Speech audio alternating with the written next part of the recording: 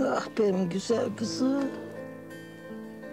Senin yüzün hep gülsün olur mu? Hiçbir şey üzmesin seni. Hakikat üzer. Üzmesin. Oo, kolay gelsin. Gene kime büyü yapıyorsun Fatma cadı? Öst. Destursuz nereye giriyorsun sen? Ne oldu? Foyanız ortaya çıktı. Ondan bu öfken değil mi? Bana bak kız Canan. Ne diyeceksen de benim civatıma attırma. Senin o Gonca Fuat'la iş tutmuş. Bizim aleyhimize birlik olmuşlar. Hadi itiraf et. O yüzden gel dedim o Gonca buraya. Allah'ım nasıl yerler burası? Böyle yerlerde tavuklar geziyor. İnşallah bana doğru gelmezler. Öf, leş gibi kokuyor. Her yer berbat. Bayılacağım herhalde kokudan ya. Allah'ım. Ece. Ne işin var senin burada? Oo. Entrikalar kraliçesi. Hoş geldin. Biz de seni bekliyorduk. Ne işin var burada diyorum. Ha, onu Canan teyze birazdan anlatacak sana. Ama önce şu Fatma ana mıdır, Fatma bacı mıdır neyse işte onun adını bildirecek. Sonra sıra sana gelecek. Ne oldu? Ne oldu? Sustun, bozacının şahidi. Versene sen şu. Şurayı. Yürü! Kafanı kıracağım ben seni. Sen artık çok oldun. İçeride mi?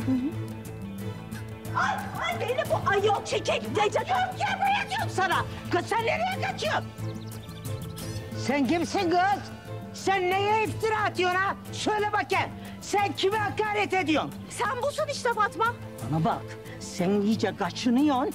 Buradan git, git hadi. Ay çok meraklıydım senin pis kokulu evine.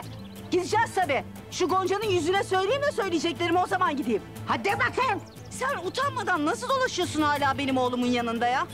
Bıkmadın mı, usanmadın mı toprağı kullanmaya? Canan Hanım. Ay Canan Hanım.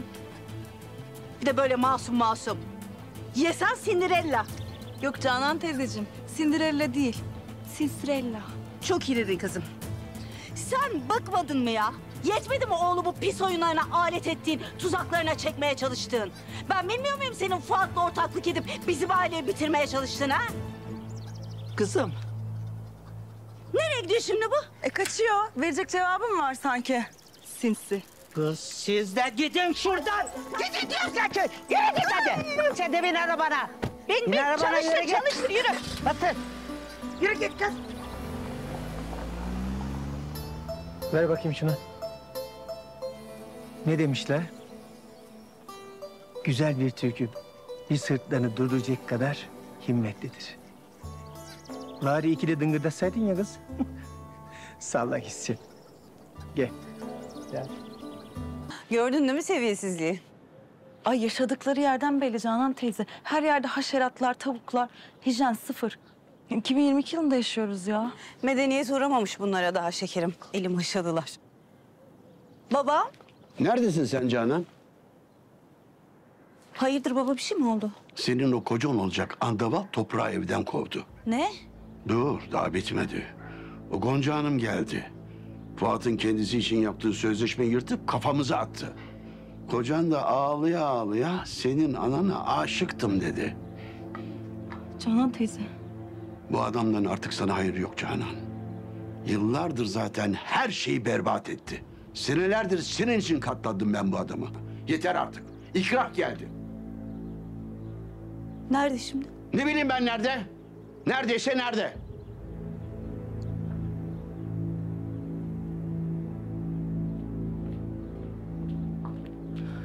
Canan teyze.